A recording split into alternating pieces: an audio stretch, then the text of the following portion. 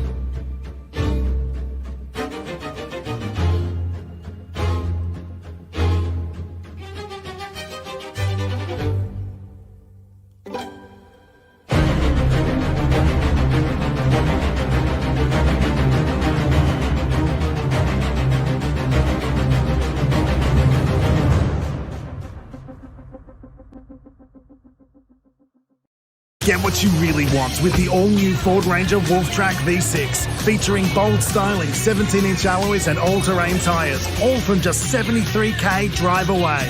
Ranger Wolf-Track at participating Ford dealers while stocks last.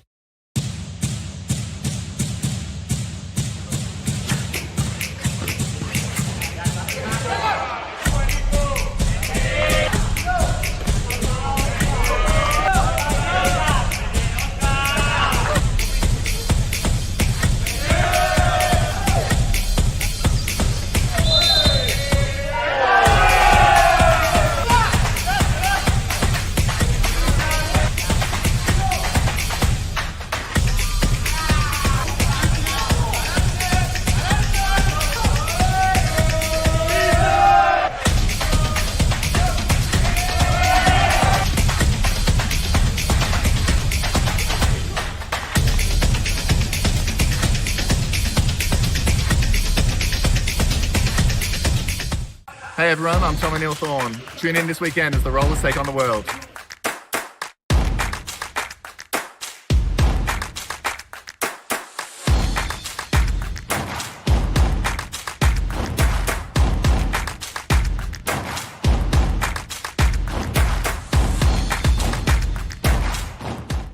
Get what you really want with the value-packed Ford Ranger Black Edition 4x4 with bedliner, 12-inch touchscreen, 17-inch alloys and all-terrain tyres. All from just $53K drive away. Get the Ranger Black Edition at participating Ford dealers.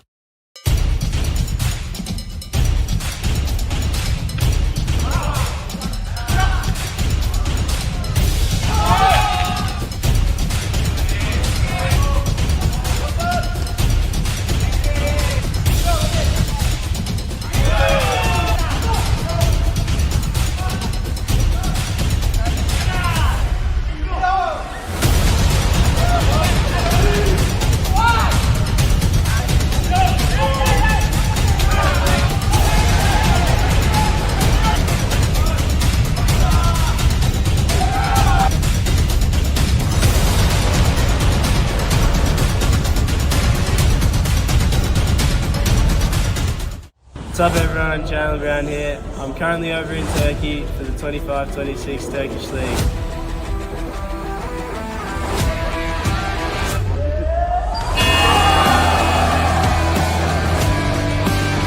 I'm excited to get back and kick off this new era of wheelchair basketball with you all. The 2026 season is going to be something special. Make sure you're following along here for updates while I'm overseas. Get what you really want with the all-new Ford Everest Active 4x4. Value-packed with 12-inch touchscreen, black exterior styling and 18-inch alloys. All from just $60,000 drive away. Get the Everest Active at participating Ford dealers.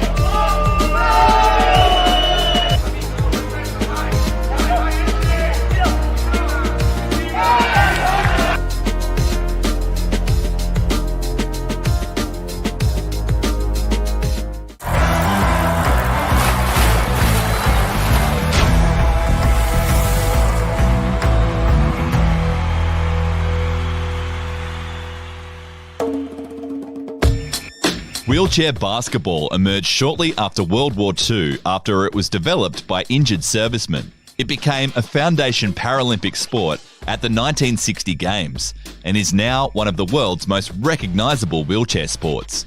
Athletes who play wheelchair basketball have a physical impairment. All players use a wheelchair to compete, although some don't use a wheelchair in everyday life. The court dimensions and basket height for wheelchair basketball are the same as the able-bodied version of the sport, as is the playing time and number of players on court. Wheelchair basketball classifications range between 1 and 4.5 points. Players with a classification of 1.0 have the highest level of impairment, while players in the 4.5 point class have the highest level of physical function to be eligible for the sport.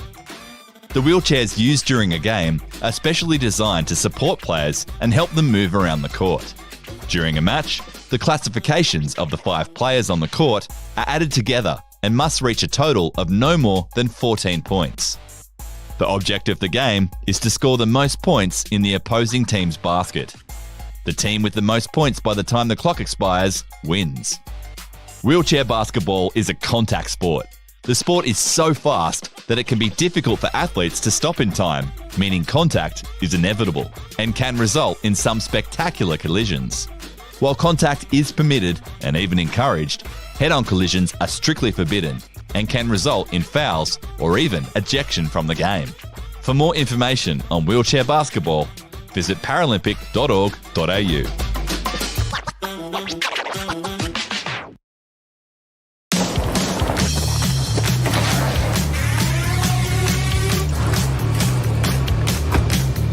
Get what you really want with the new look Ford Ranger Wild Track.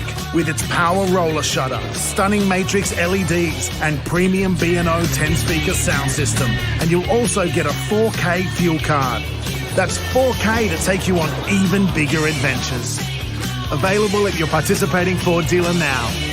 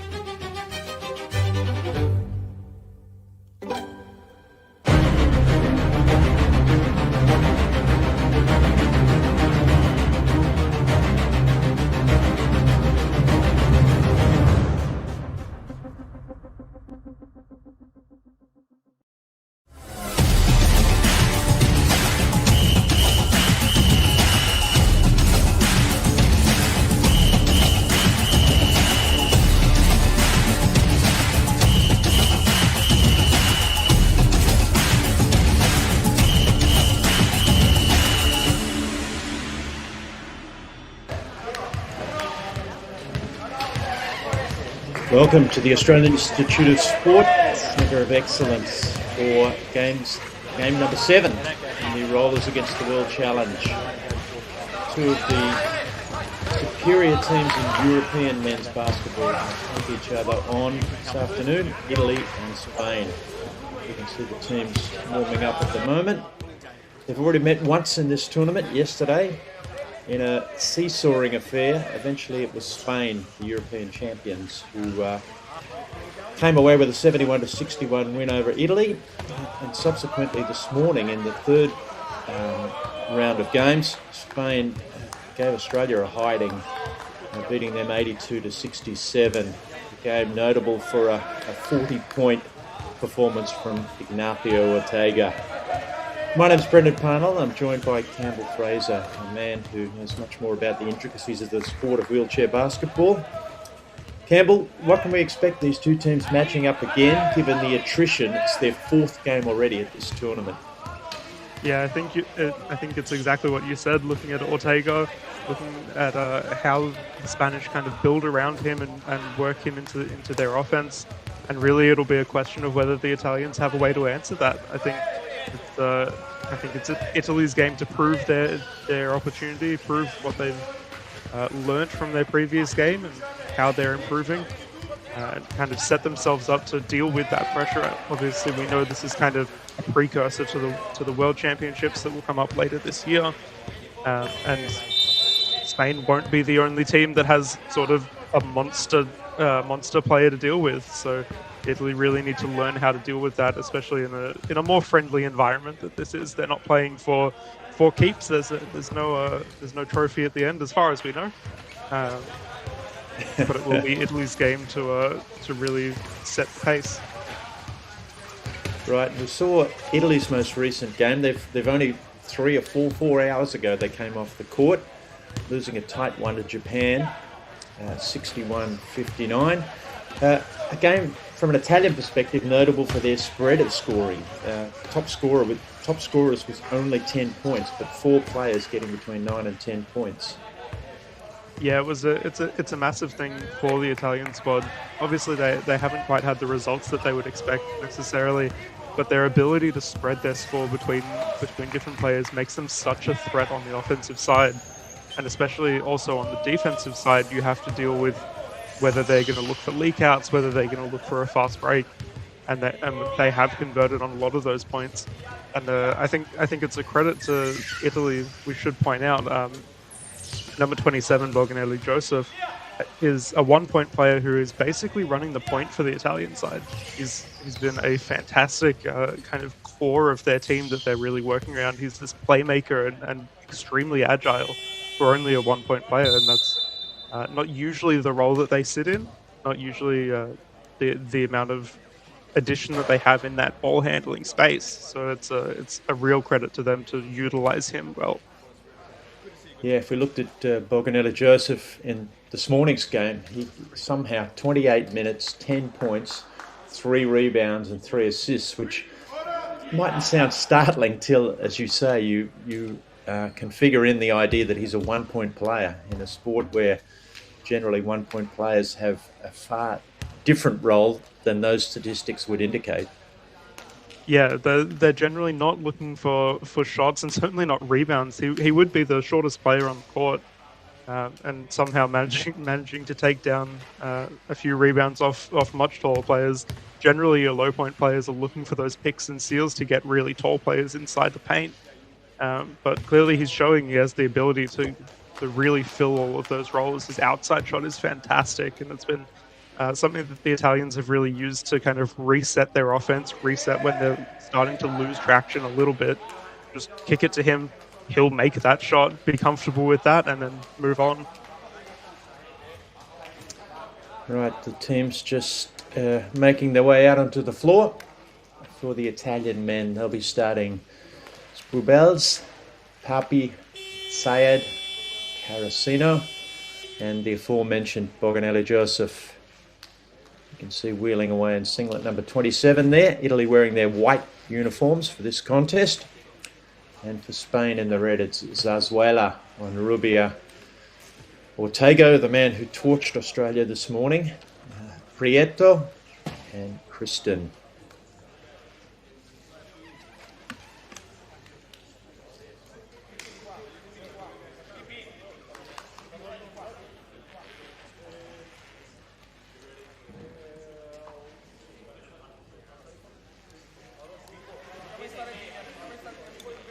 Officials just checking last few details. The ball's up. Spain with the first possession in the red uniforms with the yellow trim. Rubia takes his own heat check without a pass. The ball comes to Ortega. Uses the screen from Zazuela. Ball kicks to the weak side. Prieto's shot is off. Carasino just lost his balance there.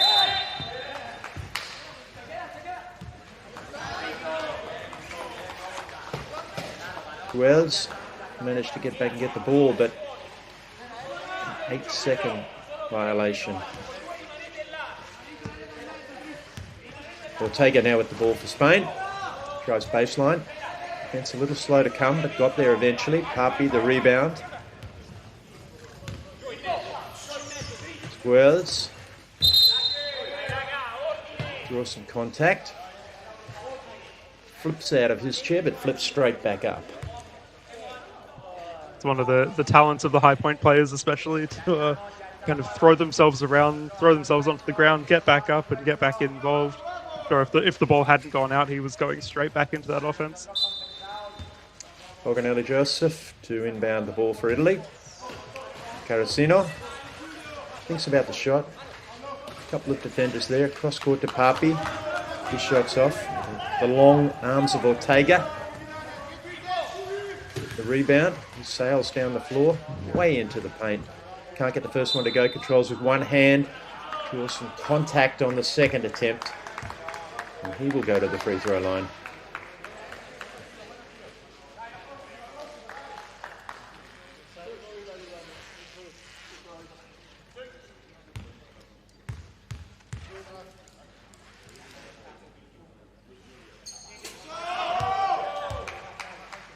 Scoring underway.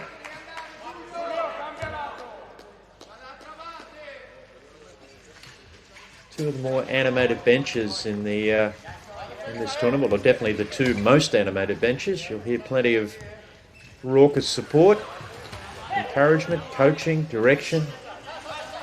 Boganelli Joseph for Italy pushes the ball down. Papi cross court skip pass. Carasino nice spin, gets into the middle.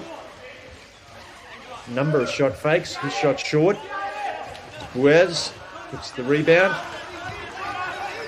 Ortega gobbles up that miss. Zazuela driving baseline, cut off. His bank shot's off. But the long arms of Prieto with the putback.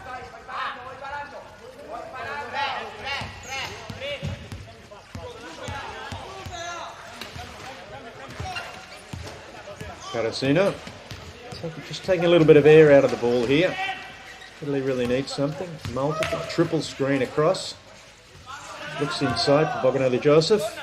It's deflected by Prieto. Ortega now with the ball for Spain. Plenty of instructions coming from all over the place.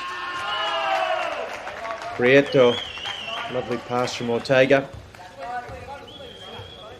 The Italians really not able to find just anything on this offensive side. They're really not even getting to their positions that they want to. That defense of the Spanish is really kind of suffocating and really stressful to deal with offensively.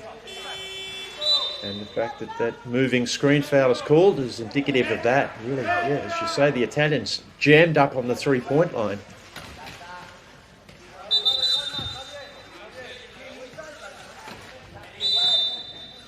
We see some early substitutions for Italy. Carasino looking none too pleased to see headed off the court.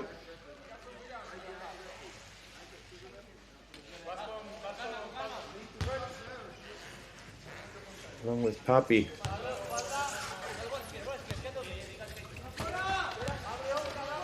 Ortega now for Spain. Skip pass. And Rubio's shot is off. Wells streaming down the floor. Skip pass a little short. Deflected by a Spanish player. Kristen just happened to be lurking around, just couldn't quite reel it in. I don't know what he was doing there, Campbell. Yeah, I think he potentially got picked out pretty early on into that defensive set. And, it has been a pretty upsetting thing for the Italians to get onto that and get that layup. That could be almost the nail in the coffin of the mentality pretty early on. Bogdanel Joseph may have rushed that shot a little bit, and a spectacular outlet pass to Zazuela with the layup, but you can put that down to Ortega. Pitch that overhead, three-quarter court, bounce pass, on the move for Zazuela.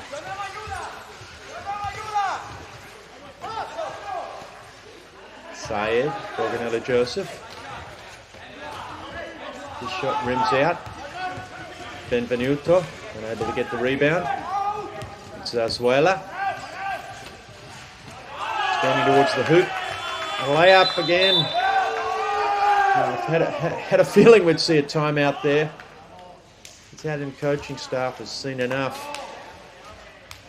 10-0 run. Spain looking as if they've just picked up from where they left off this morning against Australia. Yeah, the Spanish looking extremely comfortable. I think, if anything, that win against Australia absolutely was a little bit of a boost, a morale boost. They know that they've got the ability to beat Italy. They've done it once before. The Italians not really having an answer and they come down. There's a sense that they're rushing their shots, they're putting their shots to players that they don't necessarily want shooting as early on in the quarter. Really just not able to find those net. As we get a bit of a window into the Italian timeout. Head coach Gerrit van der Linden down on the floor there in the dark top.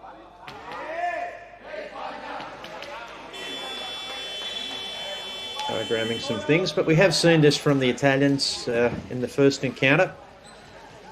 They're in a bit of a hole.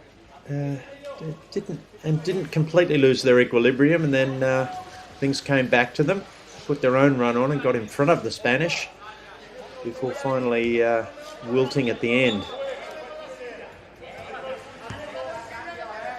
As we've said a couple times, the Spanish side, they kind of come and go as to whether they're feeling hot or not. Obviously, they've started this quarter really strong, but potentially the Italians are looking to slow that down and kind of wait for them to break.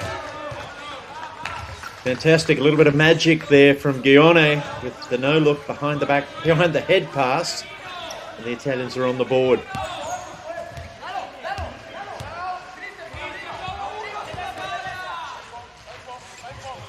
Ortega picked up.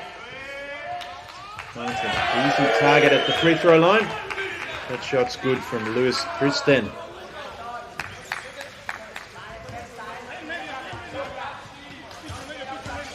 So much attention on Ortega there that Kristen was wide open on one of the elbows. Syed. Ruels. Back to Syed. A snap of the wrist. Can't get it to go. Zazuela the rebound. Prieto pushing ahead. Bogdanel Joseph comes to cut him off. Bounce pass handoff on Rubia. Back to their main man. He looks at three. Boom. Ortega, you cannot go under that screen with him.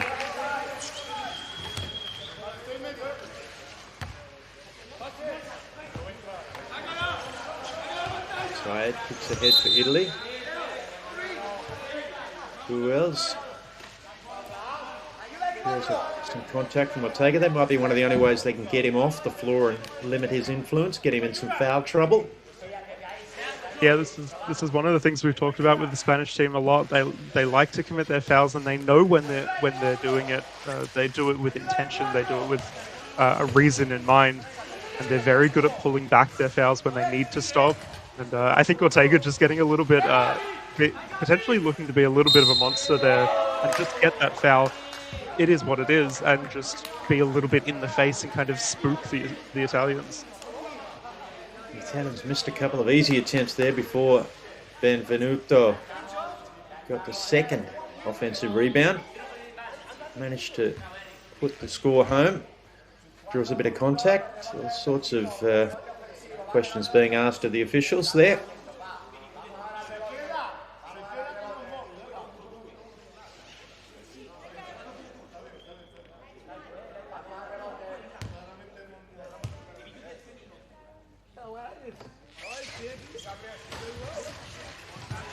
Benvenuto short with that free throw. Skipped ahead. Prieto. All flicked away by Benvenuto.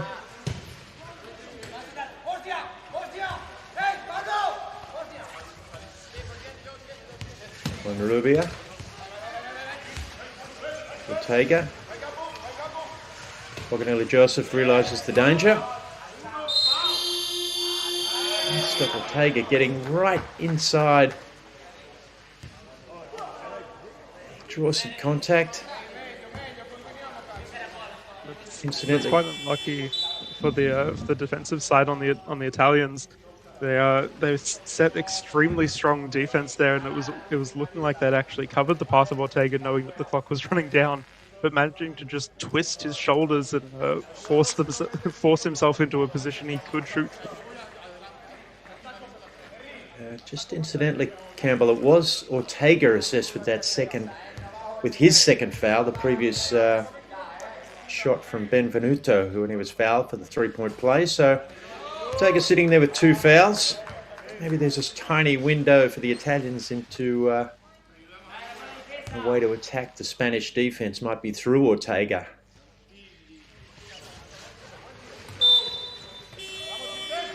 Although it looks like he's coming out now. They want to look after their golden goose. Well, I would have said that about Ruiz previously, but Ortega's really been the dominant scorer thus far in this tournament. Syed skips to the corner. Boganelli Joseph drives, brilliant pass. Looked one way, passed the other. Giorgetti has just come onto the floor. He's certainly a man to keep an eye on. One of our favourite players, Giorgetti. There's another one of them. Ruiz snuck on. Makes the layup. I think draws another foul. The Italians looking around ruefully. The basket counts and Spain will have the ball back. And the Italians just looking a little bit frustrated with each other potentially, and that's early in the game for them to be getting kind of at each other a little bit, and potentially that's something that the Spanish were looking to capitalize on. They would have seen it in the first game as well. Both teams like to get animated and get involved, as you said, but potentially that could spell a little bit of a struggle for the Italians. Ruiz very well defended on that occasion. He faked and up faked and pass faked. The Italians refused to bite. He finished up shooting a wheel back long two. Not anybody's shot of choice. Giorgetti spins on the spot. Boganelli Joseph wide open. Just a couple of rays of light for the Italians at the moment. They trail by 11. And Rubia, Ruiz, skip pass. Too good. Prieto. Bank shot on the move. Giorgetti. There's a multitude of screens. It's almost like a small army in front of him. Dribbles around them. Boganelli Joseph makes his way to the middle. As does Benvenuto. Leans out of his chair. Not through contact, just through loss of balance. I think it was as much loss of balance as actually intentional to draw himself away from the defense. It's one of those things that high point players will do. They'll actually it's essentially our version of a jump fake, and kind of pull himself away so that he has an ability to shoot with all the height from the Spanish really contesting him. Ruiz misses one he would normally make. Bione the rebound. And here's Giaretti. Wheeling around, looking for the roller. Fakes that pass, draws some contact. And in fact, a little bit of continuation allowed there. Prieto's bamboozled. Nope, there's been a change in the referees exchange opinions. It'll be a baseline ball, which I think it seemed to be before in his shooting action.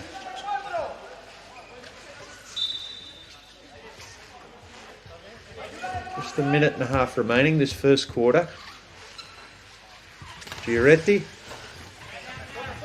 can't hit the three. Late closeout on him. On Rubia.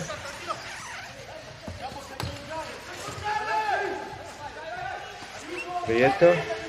Ruiz in a spot that he loves. Doesn't miss. Such an asset, Campbell, that ability to catch at a spot where no defenders can really deny, and exquisite touch. Yeah, and that's the struggle that the Italians will have. Every time Ortega's on, they know that they're going to be pushed pace, and he likes to play forward and move. And then they're going to swap him in for Ruiz. Ruiz happy to sit on the outside and take those simple shots and kind of draw the defense back out. And it just constantly flipping the way that the Italians have to respond. Bogdanova Joseph made another shot, but down the other end it's Prieto. Simultaneous back cuts there. Prieto the recipient. Italians, looking around. Not sure whose responsibility that was.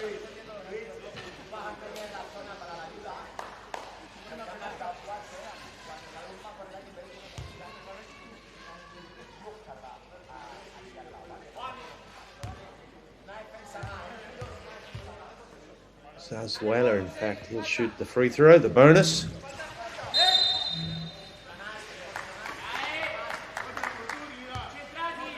Shots missed, but somebody's come in too early.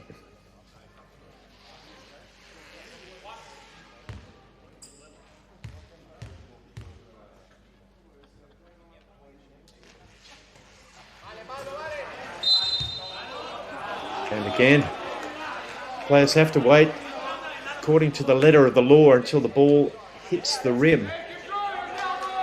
Certainly Benvenuto was on his bike a little early. He's now folded his arms in protest. No, he's ready to go.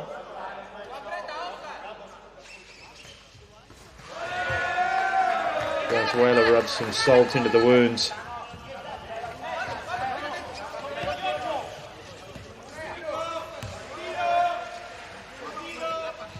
Giaretti signals number one. Play one, we'll see what that is. Double screen right hand side, draw some contact. The diminutive figure of Pedron setting the second screen there. Pedron Campbell, another 1 point player, noticeable for his diminutive size, but has a key role in terms of facilitating offense. Yeah, absolutely. It's very, very much a play like that. That kind of setting up that pick and forcing that foul is very much something that those low point players are very valuable for. They are absolutely scoring threats if you leave them alone, but really their value is in kind of getting under the skin of the defenders rather, and finding a way to allow their team to work around the space that they create.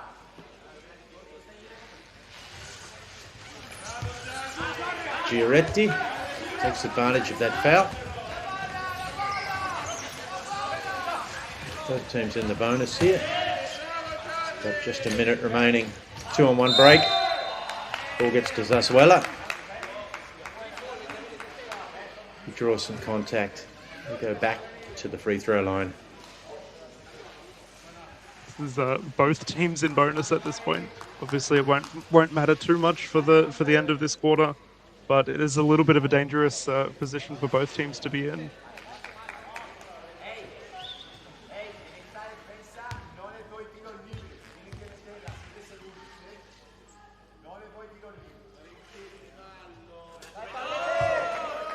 Zazuela. Pablo Zazuela, good with the first.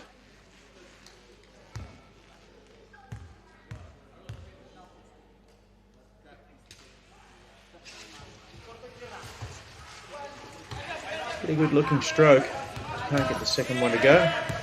Fioretti. Bench counting down the end of the quarter there. If you're familiar with Italian numbers, you would have picked that up.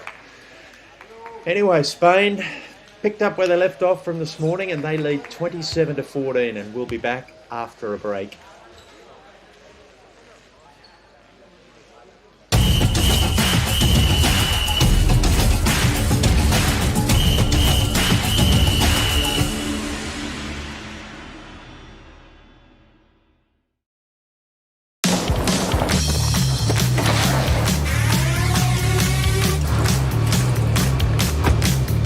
Get what you really want with the new look Ford Ranger Wild Track. With its power roller shutter, stunning matrix LEDs, and premium B&O 10-speaker sound system. And you'll also get a 4K fuel card. That's 4K to take you on even bigger adventures. Available at your participating Ford dealer now. What's up everyone, Channel Brown here. I'm currently over in Turkey for the 25-26 Turkish League.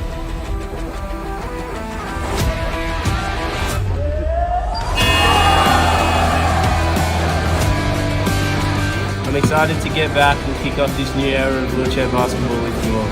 The 2026 season is going to be something special. Make sure you're following along here for updates while I'm overseas.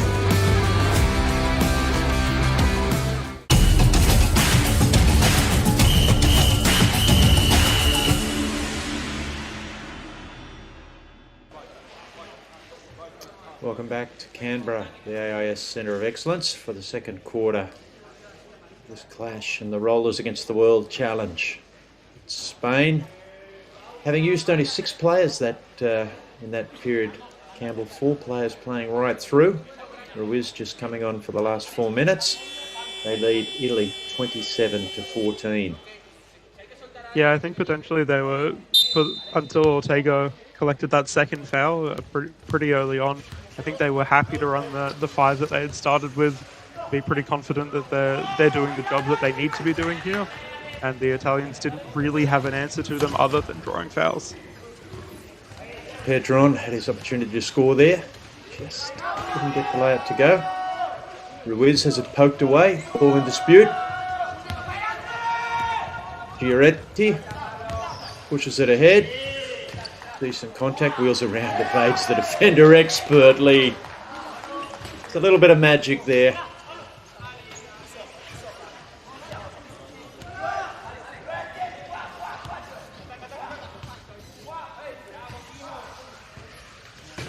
Zazuela heading the other way.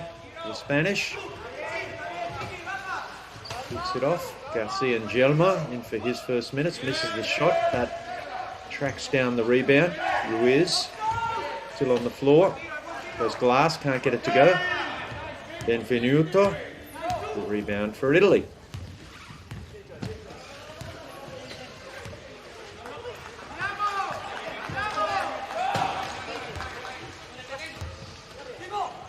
Gamachi for Italy. Once Benvenuto looked open inside.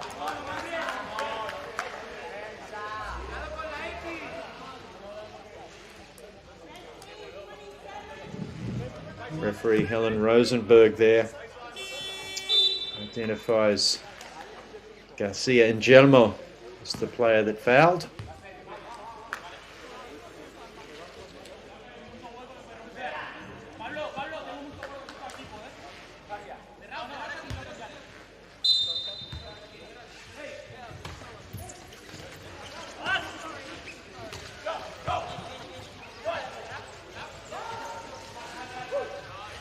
Italy making a substitution during that foul break. Carasino onto the floor, but that's Damaggi. Nice high arcing shot, holding his finish. Somehow a defensive breakdown. Look who they've left in the middle of the paint, Ruiz.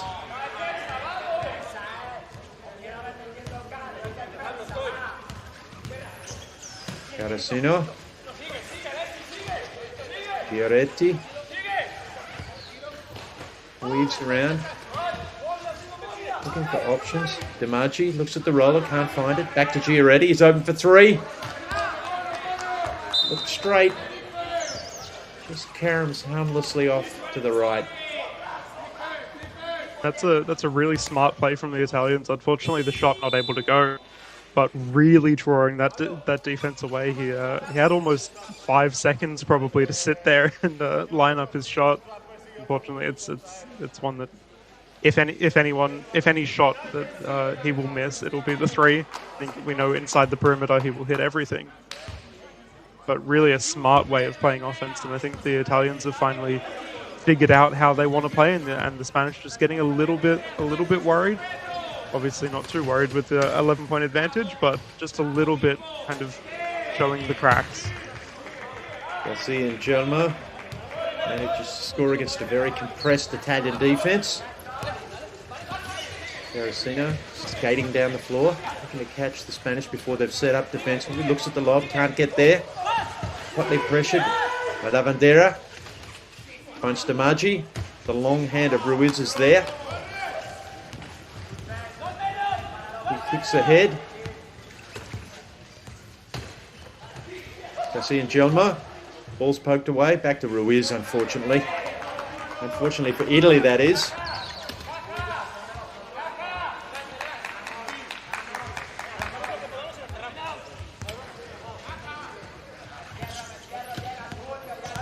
Carasino for Italy now. Thinks about the three. Finds Fioretti. It's a little off balance. That was because of the bump. Second personal foul for Garcia and Gelmo. That was one of those fouls that very much, it's not a position that he wanted to be in. He jumped for that to get out of position, really. But once he knew that he was going to commit that foul, he pushed into it, and you could see him making that contact and really making sure that foul was noticed and shut down the play that was about to happen. I think that's part of the art of all forms of basketball, Campbell, being able to let everybody know that you were fouled.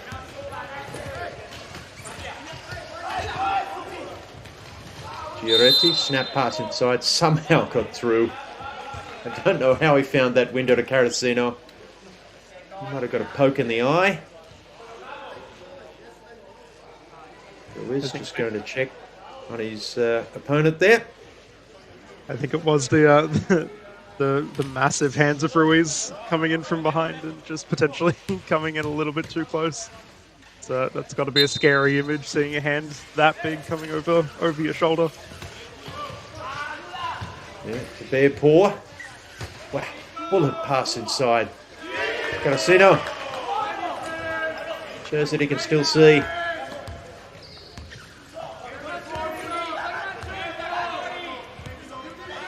Garcia and Gelmo with the ball for Spain. Looks inside. Exchange of passing, finds Ruiz. Gazuela with the touch pass there. Spain holding comfortably. 15-point lead. Midway through the second quarter.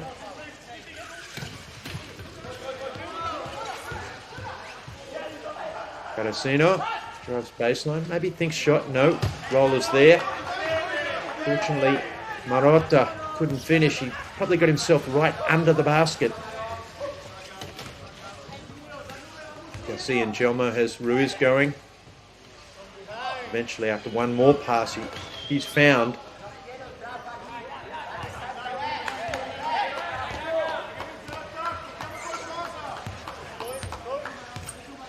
Vilas with that extra pass there. Hey, boom! Carasino with something that was much needed.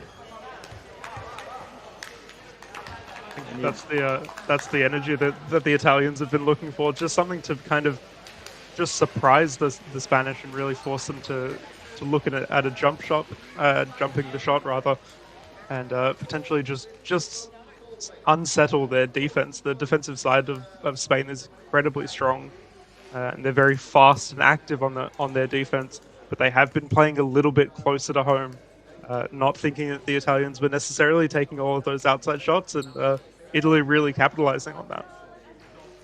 If you're wondering at home whether that timeout was a reaction to the three-point shot, it wasn't. Coach Carrion was planning to have a chat to his Spanish troops a little before that. So you could think it's a run stopper, but when you're up by 14, probably don't have to stop the run as much.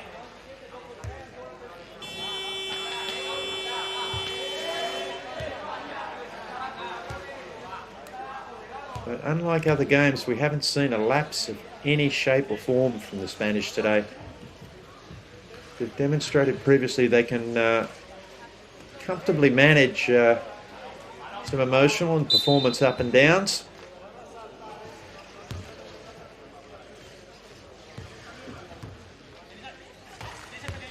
They're back underway. Ruiz drives baseline. The shot strikes the back of the rim. Carasino with the ball now for Italy. He's held up by Lavandiera. Great hands from Lavandiera. Manages to get hold of it. Ruiz was just coming back a little slowly. Happened to be there. Officials allowed the play to go on, the layout to be made. Italian defender took a heavy tumble there. It's Giaretti. He ruefully looks at his elbows and wrist, just flexing to make sure there's no damage. Spanish coach just confirming that he was the only reason he was stepping on court was to check if the player was all right. I think he was potentially just a little bit worried. I know that technically probably shouldn't, but it's he was very quick to kind of jump at that. And clearly is more valuing the health of players that aren't his than getting a win, which is an important thing especially at a camp like this. Yeah, I think he likes coaching from right up on the line, the coach's line. As Carasino tries another three, boom again. Carasino, really the Italians have struggled to score. I think he's had enough of that. Garcia and Gelmo. Kicks across, Ruiz. Maintaining his kingdom on one side of the floor. Ball back to Garcia and Gelmo, his shot's off. Carasino the rebound. Chance for Italy to eat a little further into this lead. Carasino wanders across the floor. Finds Giaretti. The other primary creator. He gets a lovely screen from Damaggi. Damaggi floats middle. Back to Carasino. Head fake, drives baseline, makes the layup. Fantastic ball movement from Italy there. That's the Italian speed and that hype kind of getting behind them, finally getting a bit of a drive and finally finding those inside options that they've really been needing. Might have heard a couple of fours coming from the Italian bench there too. Very excitable. He must have got a deflection on that pass. Ball to stay with Spain. Garcia and Gelmo. Ball back. The roll there for Vilas. Not one of their main scorers, but certainly took advantage of that opportunity. An overload situation defensively from Italy. Carasino again for three. And again! 3 in a row. That may be a Spanish timeout as a result of some lax attention to perimeter defense.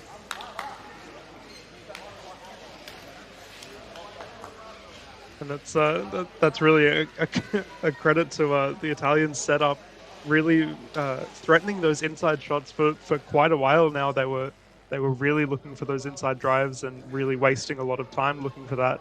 And I think the Spanish got lulled into a little bit of a false sense of security, expecting that they were really only looking for inside shots, and just consistently coming back, line up for three, take it, go back, get a stop or a steal, and just continue that play. The Italians really finding their rhythm, and potentially the Spanish not used to being upset in their rhythm. They're usually the ones that set the pace of a game, and the Italians just taking over. Yeah, I think the half-court execution's been tricky. We did see a fantastic exchange of passes that led to Carasino's two-pointer that came in the middle of his three three-pointers. But for the three-point point of view, from his 3 threes have really been failure to close out. He's identified a tiny window and let fly. And he also shoots those threes from a really interesting position. You'll see here he almost turns side on, and it gets this sort of awkward little shot, but it's actually kind of to line up his body with the shot that he's making, rather than shooting two-handed forward. And that's again, it comes down to wheelchair basketball being a difficult thing to get a shooting form at that range. Players will find whatever works for them, and clearly that's his style. The clock becoming an issue. Lavandera from the free throw line this time. The Italians were daring him to shoot that. Lower point player. Carasino, heavily guarded this time, not surprisingly. Got inside. Maybe a layup that Marocco would like again. Angelmo finds the passing lane. Is Azuela.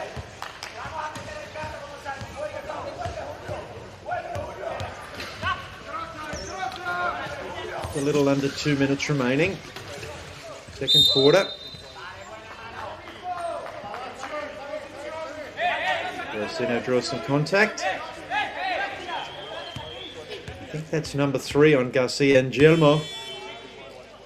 He's got the palms outstretched. I think he was questioning whether he had created the contact or whether the contact had moved towards him. It's a difficult thing to defend from both sides. He was slightly out of position. I think he did push a little bit into that contact. Just probably a little bit upset with how soft it was, but it was definitely a contact that he initiated. Referee Rosenberg there just explaining to the bench who the foul was on. Oh, there's another one. And that'll tip the Spanish into the bonus. I don't know if that was part of the plan.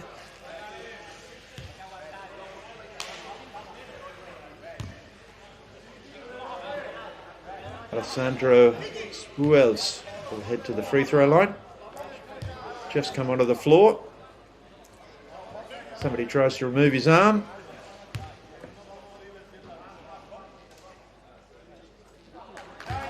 And he converts the first.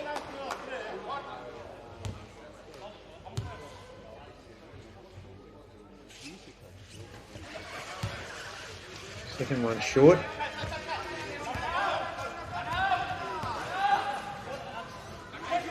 Garcia Angelmo's going to play with those 3 fouls. Finds a beautiful pass middle. Vilas coming at a rate of knots. Spanish coach Carrion is pleading with one of the officials that there was some contact there. Play goes on. Carasino finds a wheel. The narrowest of openings inside. Who else?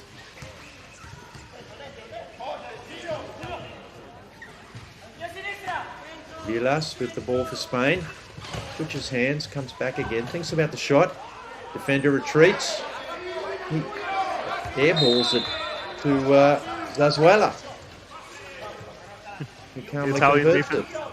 The Italian defense a little bit concerned and kind of talking to each other, questioning who was meant to be covering that lane.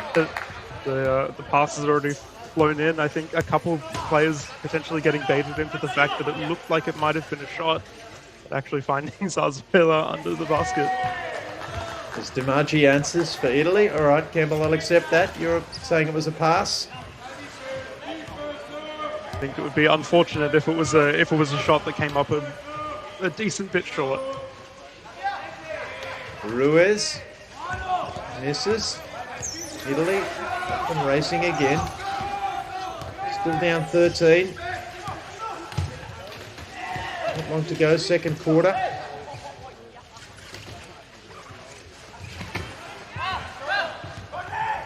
Got a 5-second differential here for Spain between the shot clock and the game clock.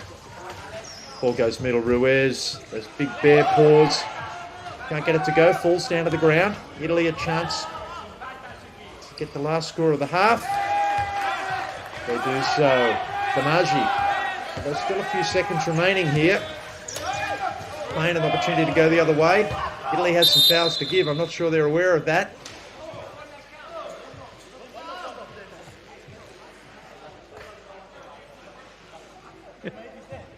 Garcia and Jalma are pretty lucky to not collect a charge there.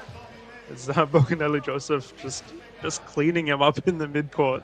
I think the pass had already gone past, and essentially referees wanting to continue the play and considering that it was not really making a difference to the offense. But I think he was lucky to get away with that one. Would have been an untimely fourth foul for him, given we're still in the first half.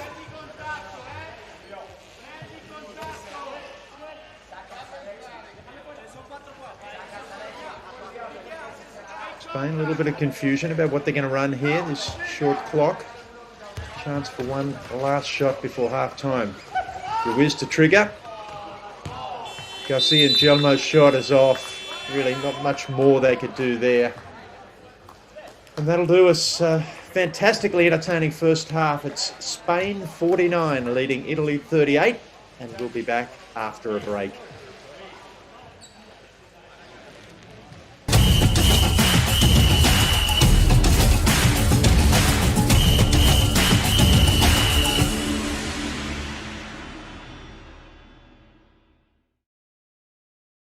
Get what you really want with the all-new Ford Everest Active 4x4. Value packed with 12-inch touchscreen, black exterior styling and 18-inch alloys. All from just $60,000 drive away. Get the Everest Active at participating Ford dealers. I was really lucky to cross paths with wheelchair basketball when I was 15 years old. I fell in love with the sport. I was doing horse riding and I wanted to play a team sport, and my mum came across wheelchair basketball and I just grew to love it. My muscles have grown stronger, so I'm able to do a lot more things now because of basketball. Yeah, it's just helped me a lot in life. I would love to play at the Brisbane 2032 Paralympics and represent the country. I wasn't 21 until I made my first Australian team, so you got plenty of time.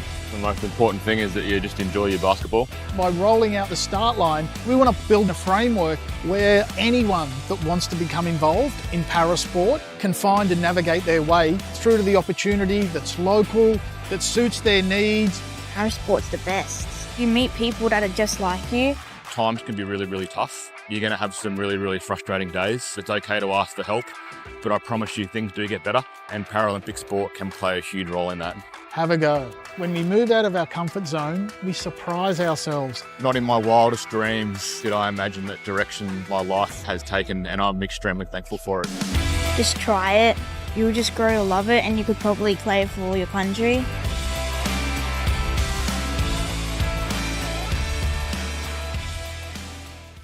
Hey everyone, I'm Tommy Neil Thorne. Tune in this weekend as the rollers take on the world.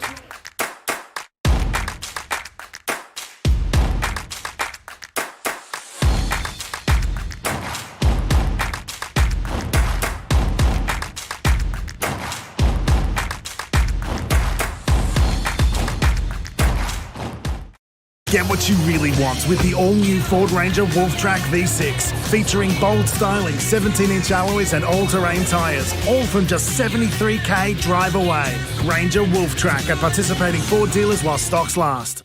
Welcome to this very special occasion, a celebration of the 2000 Australian Paralympic team. It's so great just for everyone to come together and reminisce, and it's like a massive reunion. To be here with everyone's just so special. It makes me almost cry with joy. So wonderful to be back here after 25 years. So many people that got to share such unforgettable memories because it was the first time we had the Paralympic Games in Australia.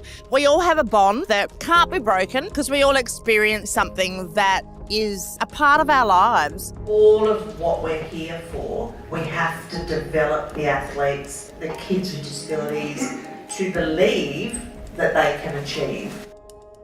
Sydney 2000 showed that the Paralympic Games can be as good as a host city chooses to make them. It filled stadiums, it filled arenas. It set the benchmark for the athlete experience. Sydney 2000 changed everything. Let's just take the Paralympic movement to a place where it had never been before. People with disabilities can, and I think Sydney said to us, we can. Australia changed the face of Paralympic sport forever, and I couldn't be prouder. My favourite memory from the Sydney 2000 Paralympic Games was actually carrying the torch into the stadium for the opening ceremony of the Games. Before I was about to carry the torch, there was going to be 2.2 billion television viewers. The advice to the athletes is seize all the opportunity you have. The athletes that assembled here today are an example of the hard work and the legacy that can be left by a group that's come well before you. The best way that you can honour, respect and thank the past is to make sure you take care of the future by working hard and embracing every opportunity that you have at the moment.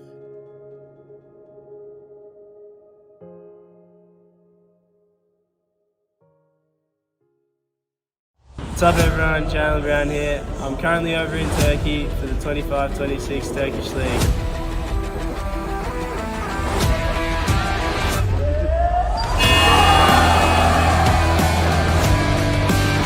I'm excited to get back and kick off this new era of wheelchair basketball with you all. The 2026 season is going to be something special. Make sure you're following along here for updates while I'm overseas.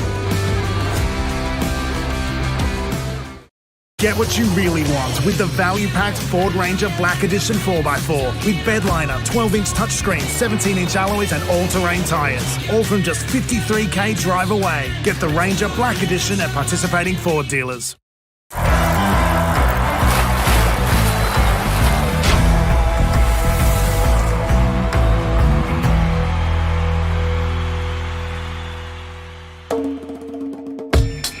Wheelchair basketball emerged shortly after World War II after it was developed by injured servicemen. It became a foundation Paralympic sport at the 1960 Games and is now one of the world's most recognisable wheelchair sports. Athletes who play wheelchair basketball have a physical impairment. All players use a wheelchair to compete, although some don't use a wheelchair in everyday life. The court dimensions and basket height for wheelchair basketball are the same as the able-bodied version of the sport, as is the playing time and number of players on court. Wheelchair basketball classifications range between 1 and 4.5 points. Players with a classification of 1.0 have the highest level of impairment, while players in the 4.5 point class have the highest level of physical function to be eligible for the sport. The wheelchairs used during a game are specially designed to support players and help them move around the court. During a match, the classifications of the 5 players on the court are added together and must reach a total of no more than 14 points. The object of the game is to score the most points in the opposing team's basket. The team with the most points by the time the clock expires wins. Wheelchair basketball is a contact sport. The sport is so fast that it can be difficult for athletes to stop in time, meaning contact is inevitable and can result in some spectacular collisions. While contact is permitted and even encouraged, head-on collisions are strictly forbidden and can result in fouls or even ejection from the game. For more information on wheelchair basketball, visit paralympic.org.au.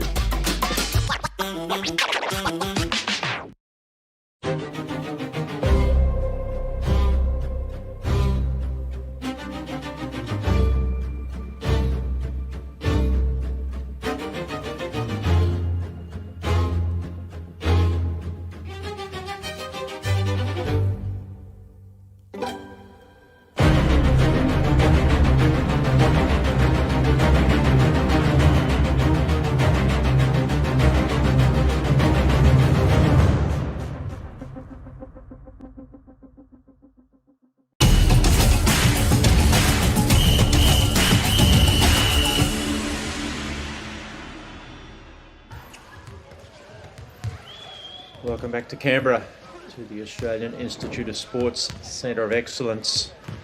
Spain and Italy competing in this game as part of the Rollers against the World Challenge. Some highlights from an enthralling first half.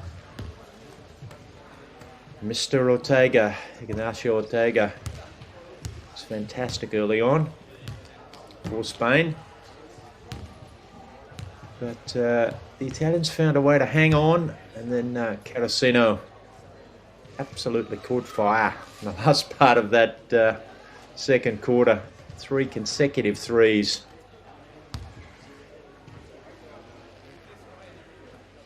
And that's one of the things that the Italians will really be capitalizing on in this second half. I imagine Ortega will be coming back in. He was rested for a while with Ruiz and Zarzuela really picking up the scoring abilities. Zarzuela really hasn't looked as efficient with the scoring in the previous games, but he's kicked in and he's the leading scorer, 14 points at this stage. I imagine the Italians are looking to cover that a little bit more and hoping that the Carosino will continue with his his effectiveness. But I imagine that's Ortega's job to deal with. As we look at the raw statistics there, Spain 20 converted 2-point shots, just the one from 3. Italy making up a little bit of the leeway with their 3 3-pointers at a 50% clip. And the Spanish also collecting 10 fouls in the first half. So both quarters they went to the bonus, and potentially that's going to be a struggle for them. Ortega did sit off because he was already sitting at 2. Spanish go inside. I really don't think the foul issue is one that Spain even think about, Campbell. Boganelli Joseph makes the layup. Smooth transition from Italy there. And Rubia back on the floor. The notional point guard spot onto Ortega. He's left open. Head fake, drives baseline. Back to Rubia. Wheels around Ortega. Gets a handoff from Prieto. Ball gets back to Rubia. Shot clock running down. Prieto's shot is short, but he gets his own rebound. Shot clock resets to 14. Ortega roll back. Fake shot turned into a pass. Kristen unable to finish. Italy with another opportunity.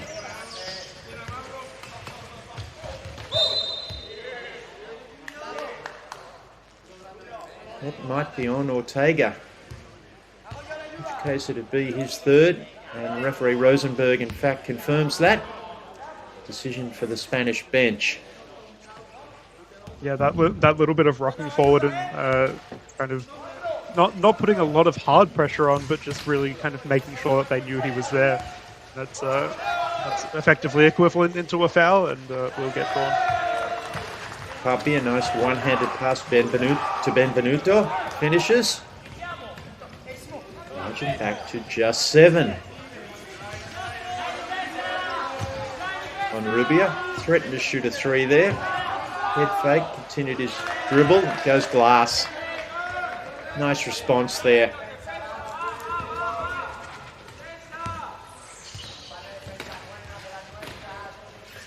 Syed with the ball now. Hands off to Boganelli Joseph. He holds it behind his head as he can do even from that low point spot. Papi, skip pass. Boganelli Joseph. Benvenuto inside again. Same result.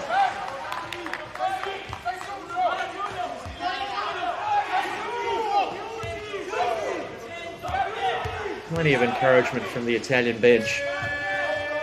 And Rubia looks at a long 2, in fact a 3. Didn't know that he was comfortable from that range, but no hesitation. Yeah, that's something we haven't seen out of him quite yet. Those long shots, he really is more of a playmaker and looking for those assists. But really proving to the Italians that there are other options than Ortega, and that's a scary thing. Both teams can't miss at the moment. Boganelli Joseph gets the pass back at the free throw line. It's a spot we know that he likes. And Rubia, surely somebody will guard him this time. Nope, another three. Boom! On Rubia. It's been a game of runs.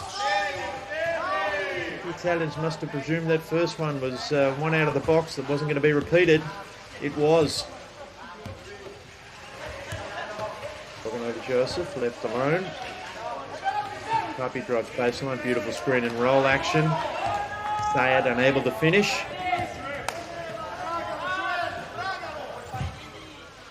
Ball skips ahead. The ever-present Zazuela.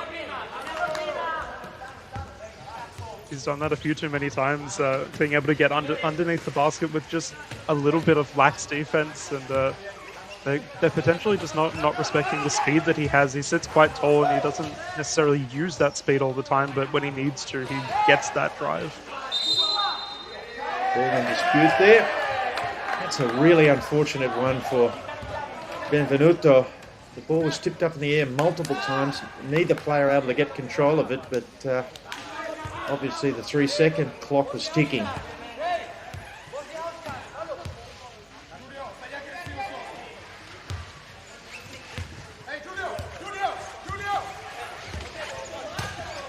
Couple of screens, but they're back to him.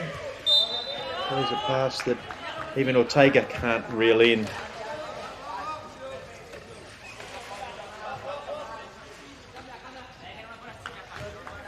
Still the margin 13 for all the good things Italy's managing to do.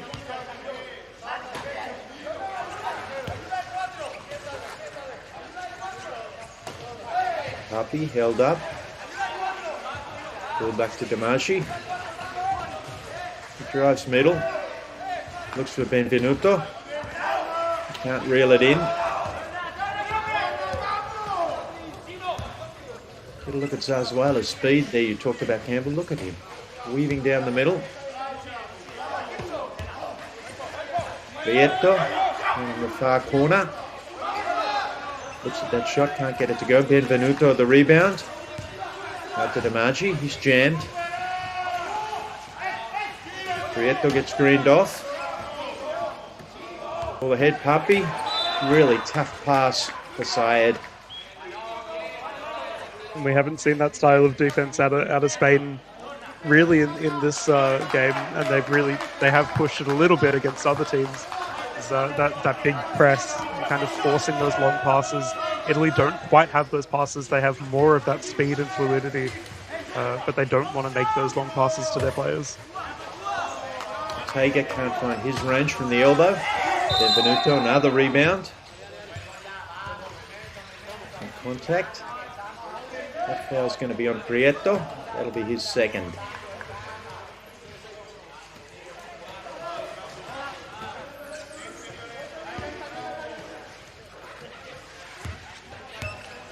Happy with the ball for Italy. Back to Boganelli Joseph. Damashi looks at a long two. Doesn't go. Extreme baseball pass. Ortega draws some contact. Damaji with his hands up, saying, "I didn't do anything," and the referee agrees. I think that would have been a pretty unfortunate foul to have drawn here.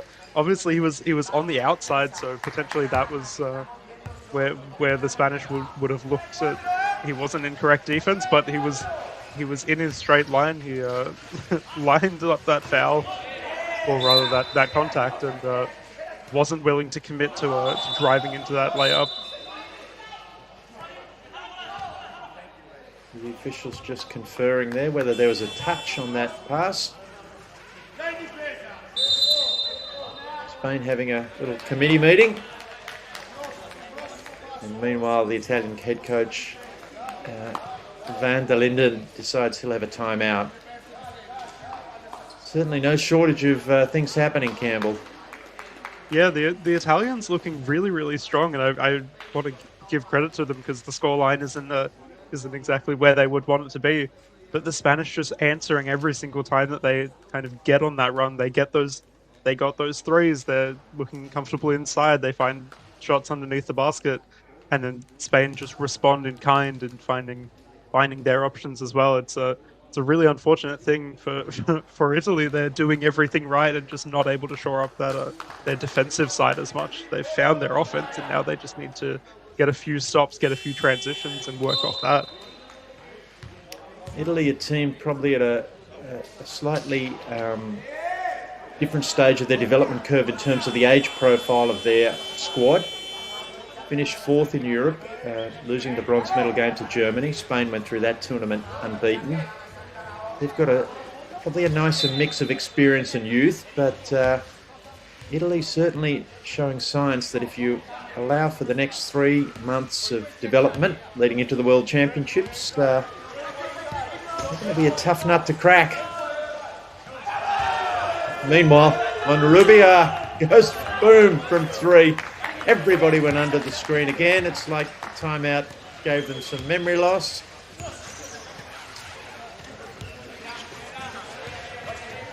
How can that happen, Campbell? It's one of those things. Potentially, you think that there's lost his shots, or potentially you want to cover the rebound. I think that's one of the things that the Spanish do very well, is get those rebounds and those putback points, but they're not even needing to at this stage. The Italians avert a minor disaster there with the shot clock. Puppy making a long 2. Referee McIntyre identifies a bit of contact. Italian foul. Well, Ortega had no idea that Boganelli Joseph was behind him there. Accidentally bounced the ball off his wheel out of bounds. Ball will stay with Spain. On Rubio, somebody's realised now they're all over him. Ortega wheels around, collects himself, pass deflected, shot clock an issue. Ortega, the shots that were falling routinely this morning, not doing so at the moment.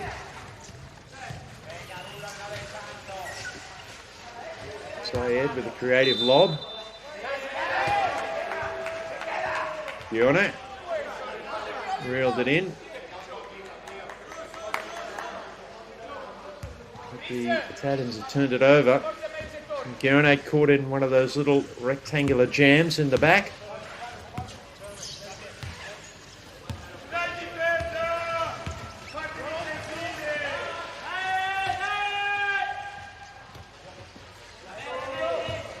Another 2.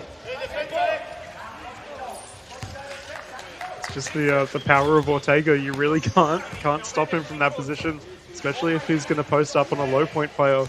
He had all the time in the world to kind of get that fade away, and just too comfortable.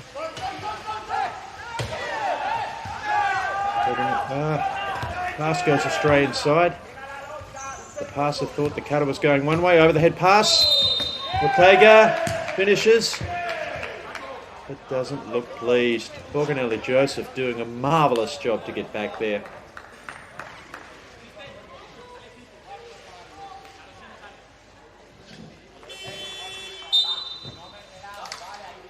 A very surprising call. It's at least from my opinion, very much the correct call, but unlucky for Ortega to cop that charge. It's one of those things.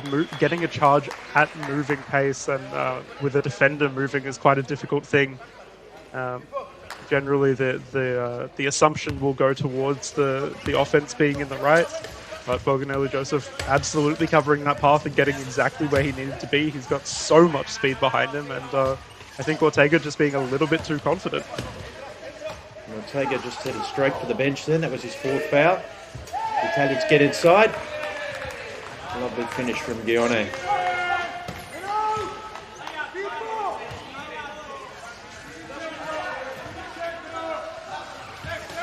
And Rubia has been incendiary with his shooting. Almost left him again, not quite. Prieto dribbles left, hands off to Rubia. Boganelli Joseph has him covered. That goes to the far wing, offensive rebound, ball inside Prieto. Manoeuvres his body to make that layup.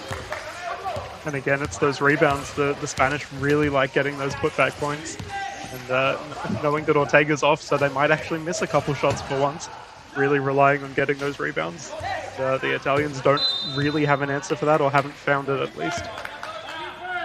Saraceno's shot is off, foul in the backcourt.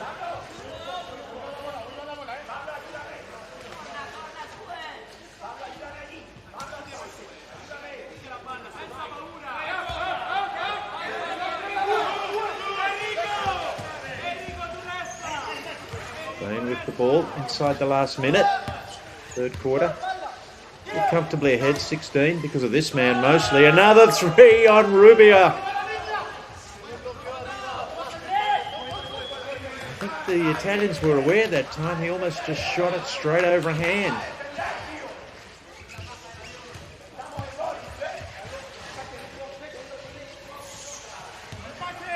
Bogano Joseph. Chance for them to play for the last shot, almost. Carasino drives baseline, makes the layup, tumbles out of his chair, drawing the foul. The Spanish doing a little bit better of a job covering those fouls. Obviously trying to make them as useful as possible, but they've only drawn four this time instead of the 5 that they drew in each of the 2 previous quarters. So hopefully that will be the conversation that happens in the break for the fourth quarter, is just don't foul.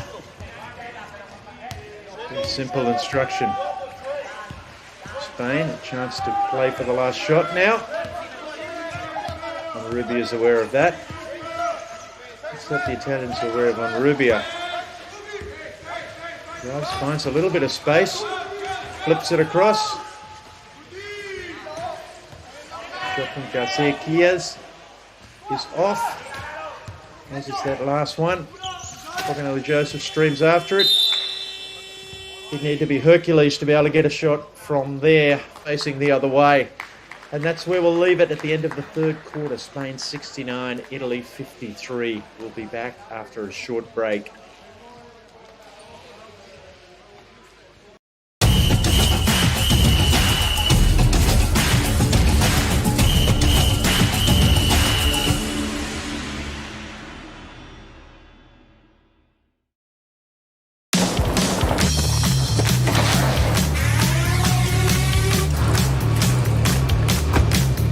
Get what you really want with the new look Ford Ranger Wild Track.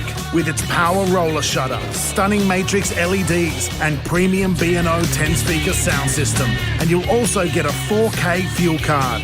That's 4K to take you on even bigger adventures. Available at your participating Ford dealer now. Hey everyone, I'm Tommy Neil Thorne. Tune in this weekend as the rollers take on the world.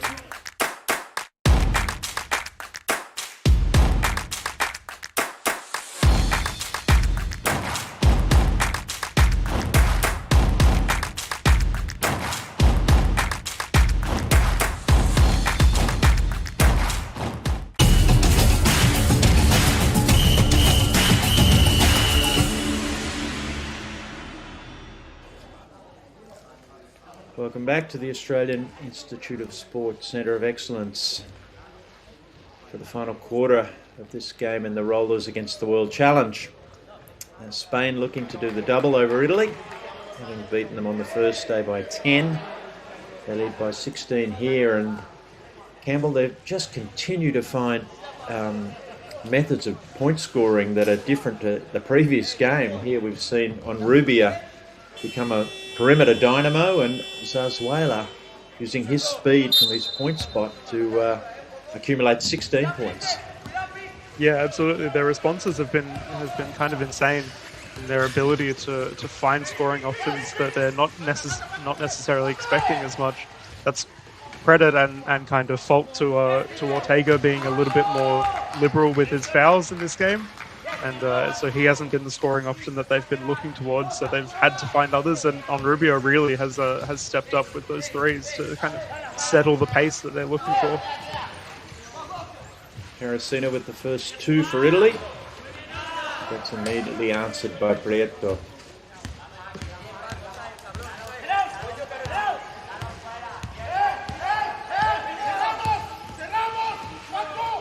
Carosino roams around to the right wing. Finds the magic man inside. Oh, he gives us something at last. A little bit of a head fake and a half hook from behind. He's almost facing the basket. I speak of Giorgetti there.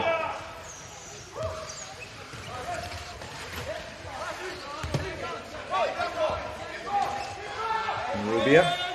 Dozuela. All deflected out.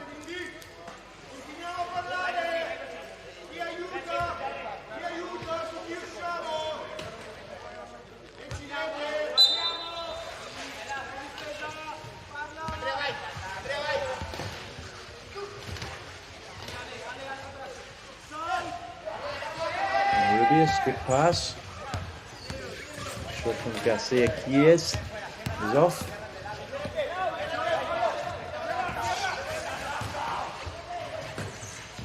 Carosino. Lovely little exchange of passing there. Syed with the finger roll. That's a beautiful one-handed, very outstretched finger roll. It's almost begging to just get away from the defense, but how far he had to stretch to get away. But, incredible little roll there.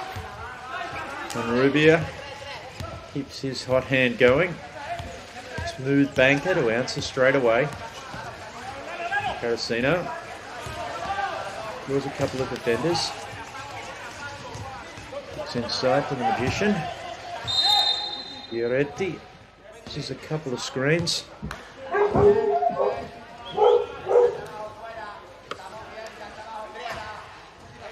Prieto unlucky to kind of draw that contact. I think both teams were expecting that potentially the foul had gotten onto them, but I think his jump on that was a little bit aggressive and just maybe pressuring the ball a little bit too strong. Giorgetti inbounds. Boganelli Joseph. Carosino. Back to Giorgetti. Thinks about a three. Does a 360. Kicks to Boganelli Joseph at his favoured spot. That's off. Garcia Kies. The rebound.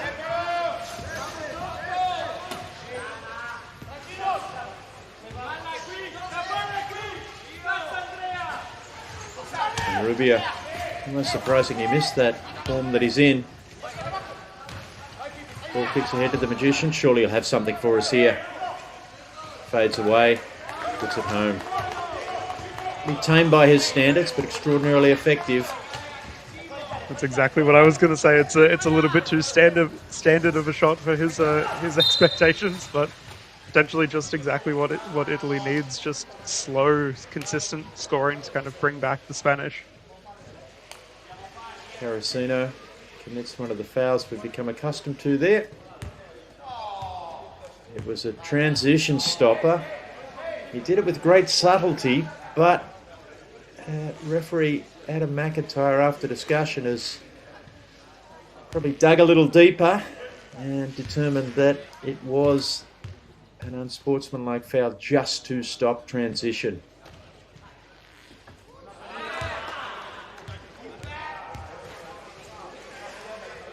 Dozuela makes the first. Carosino is reminded that he can't be below the free throw line.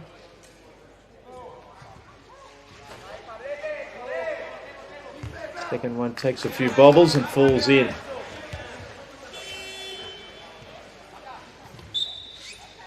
The game's equal leading scorer with 18 points.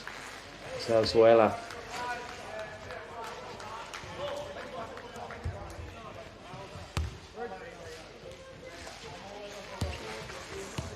Kristen inbounds for Spain on Rubia.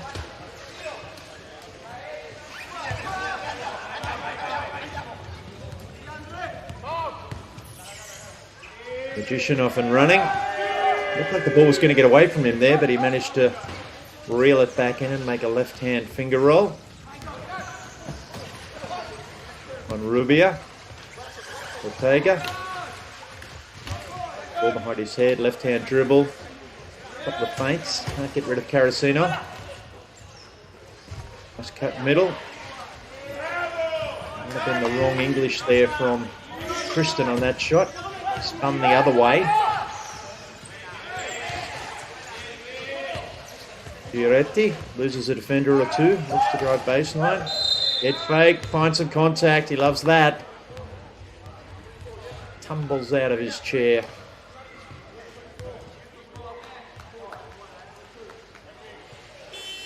That will be Ortega gone. That will be his fifth. I think he was pretty disappointed with that. He knew he was jumping for that shot, and potentially thinking that the other offender was pushing him a little bit into that contact. But that will be his last, and the Spanish really put in a position that we might have been expecting them to get into in a couple of games where they have a player that's fouled out. But finally, they now have to answer to that, and this is really the space for them to learn how to work with that, especially it being someone like Ortega, who is so kind of instrumental to their side. Although, as we say, not necessarily in this game, with Zarzuela and Onrubia just powerhouses of scoring.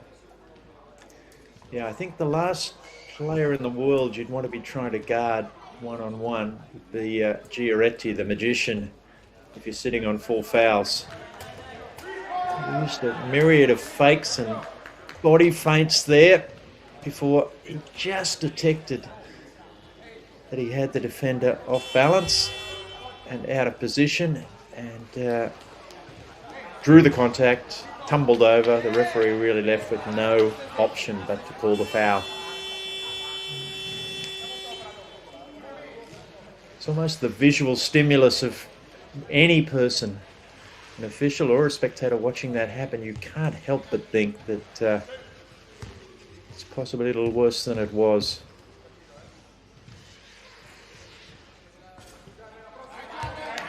It's not to understate at all the skill of Giaretti. I think it's clear we're fans.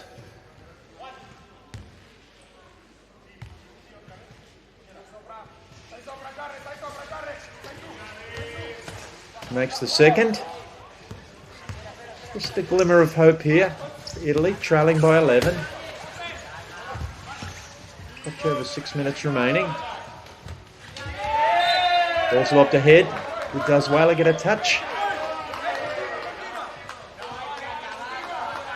He didn't. I really like this defensive style from the Italians. They've actually come out with really the attitude that they needed to come out with in the first quarter, with real high energy, kind of jumping shooters, driving, and making sure that there is absolutely no freedom. Aracino is absolutely being a pest to the Spanish offense. Shot clock expires in the background. Another shot goes astray from Garcia Kies. Magician gets down. Fioretti makes the lab. He's calling for help. He's pinned down on the baseline. Worried about Spanish transition. Onrubia sailing down the floor. He was right to be worried too.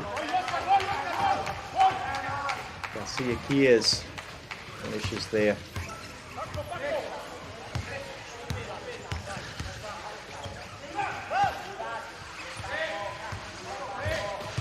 Aracino. Borgonelli Joseph. One of his favoured spots, the free throw line. And Rubia spinning the ball in his hands. Looks at a very long two, that's short. Zayed the rebound.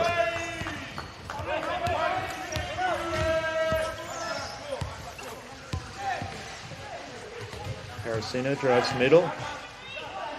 Giaretti. Shot, pass fake. Repositions himself, looking for a cutter.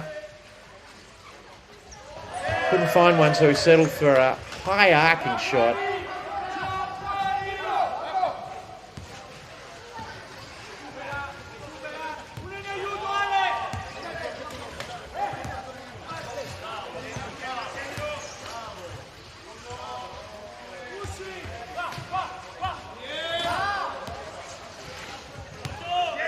And just looking a little rattled for the first time, possibly today.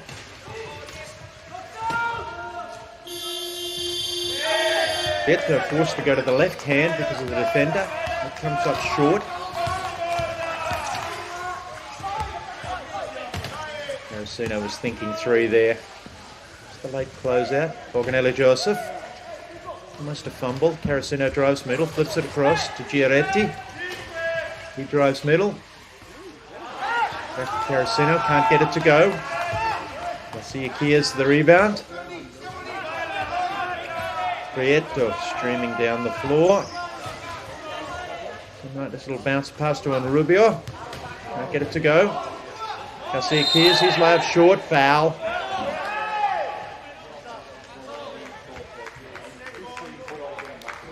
It's reached in there and it's been assessed as unsportsmanlike. I suspect there was a fair bit of just a little bit of aggression there, potentially not going entirely for the ball, and potentially a slap on the arm or just a little bit too much power coming through it. That's an unfortunate foul to draw at this stage in the game.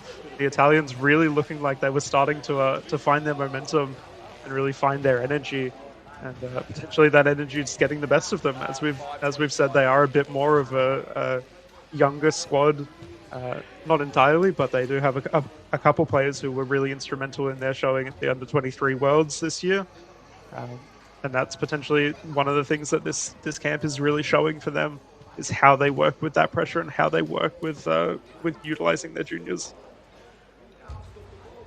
That's the rebound count in the bottom corner there. Nothing to speak of there. It was an Italian timeout, this one. We're probably just looking at plenty of time remaining. A little over 3 minutes. 7 points the margin. Probably not an ideal situation at the moment with Garcia Kias on the line for Spain. And they will get the ball back from the sideline after these two shots, due to the last foul being assessed as unsportsmanlike.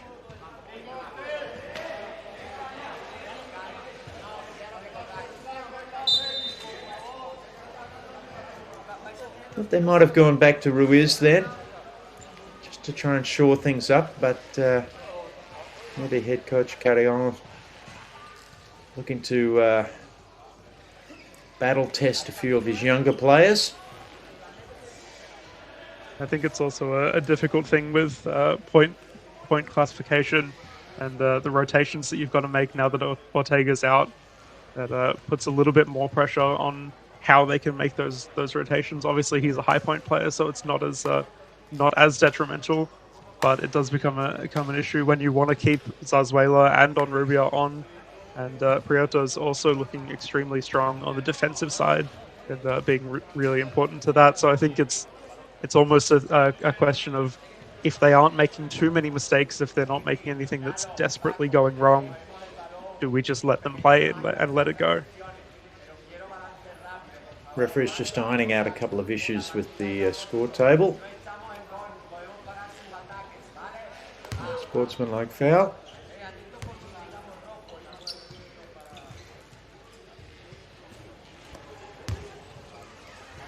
Garcia Kias can't make the first.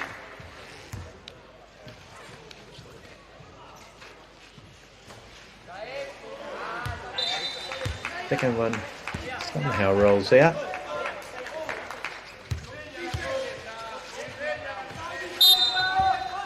And Spain will retain possession.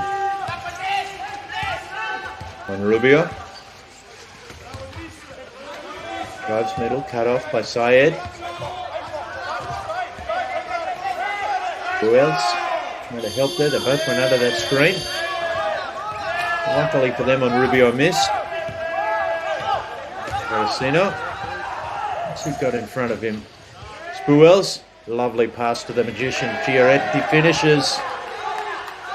That was an incredible way for Spuels to use his momentum, and actually the momentum of the pass, really throwing his body away from the contact that he was about to make, and really spinning him into that passing lane that he could make.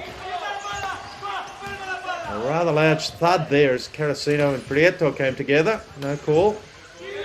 Back to Prieto, who lines up a two. That's short. Still a touch of tension. Some of the Spanish shooting now, possibly.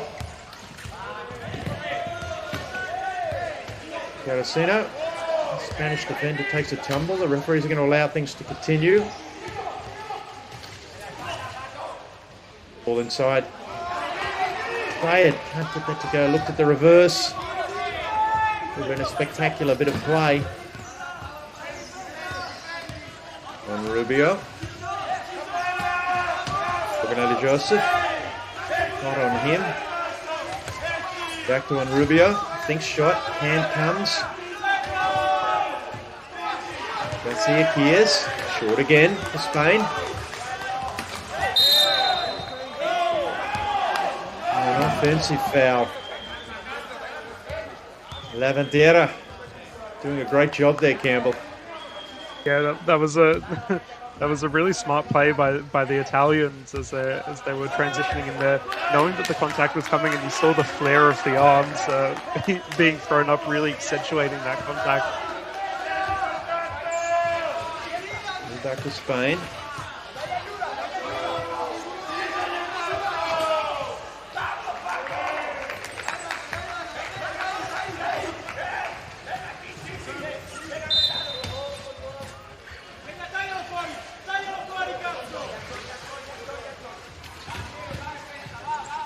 And that's more of the that kind of flail that the Italians were trying to utilize to pressure the ball and draw those fouls, and finally it does work in their favour.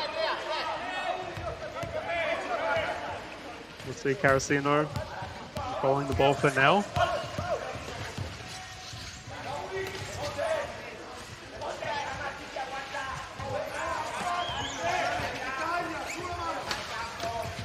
Spain back with possession. Clinging to this 7-point advantage. Garcia Gelmo. Finds Garcia Kiers. And a spectacular shot, but it's going to be waved away.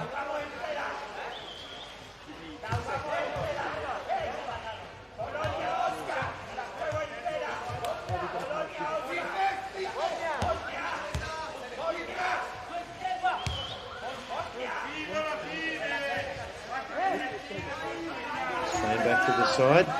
Maybe in the bonus. The next Italian foul. What do the Italians want to do here? How are they going to play this clock?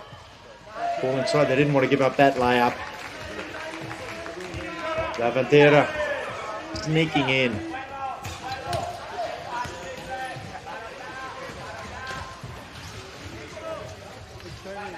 They really need everything to go right here now. Carasino.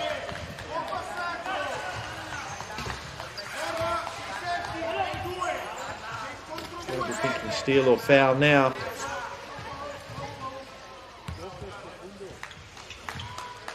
But I think they're going to let it go. And that'll do it. The players shake hands. The buzzer goes off in the background. The coaches exchange a hug. Spain a little too good for Italy, but a fantastically willing contest. We'll be back. Oh, in fact, we'll see some highlights shortly and wrap it up. Another match on cue today. Australia next up against Japan, as we see the Spanish and Italian players shaking hands with the officials. Campbell, it'll be amazing to the Italians that they haven't been able to garner a win from their 4 games thus far. Yeah, I think there's really a lot to take out of that game.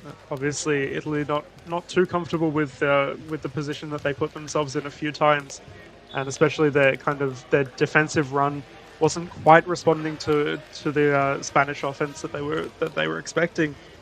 But Italy really finding their stride in that last quarter, and I suspect maybe not so much the coaches, but the players will be really watching that, finding where that pace comes from.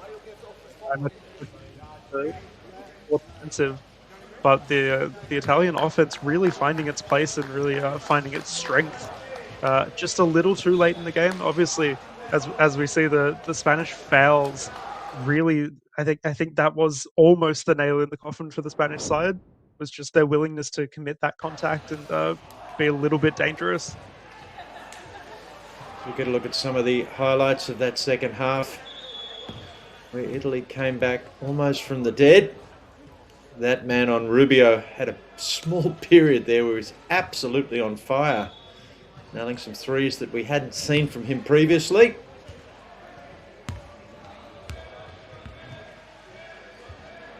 One of those coming up here. Italian's just a little late to close out. The Magician produced a few of his tricks.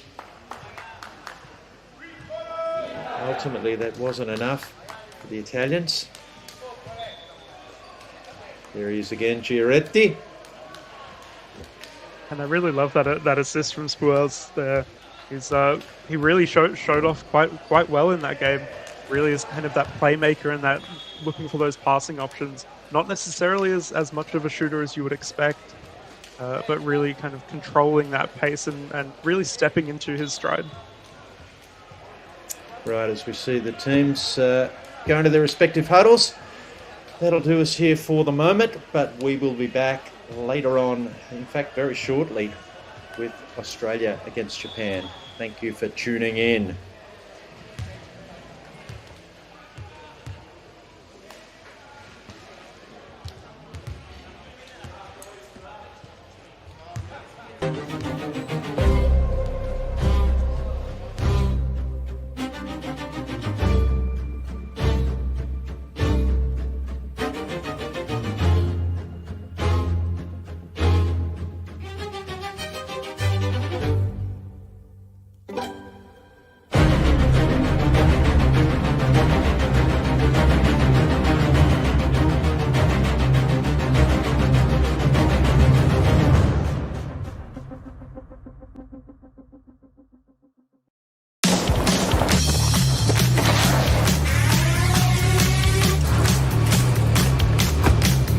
Get what you really want with the new look Ford Ranger Wild Track. With its power roller shutter, stunning matrix LEDs and premium B&O 10-speaker sound system. And you'll also get a 4K fuel card. That's 4K to take you on even bigger adventures. Available at your participating Ford dealer now. What's up everyone, Jalen Brown here. I'm currently over in Turkey for the 25-26 Turkish League.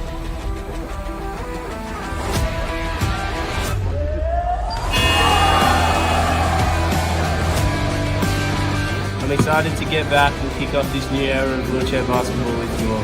The 2026 season is going to be something special. Make sure you're following along here for updates while I'm overseas.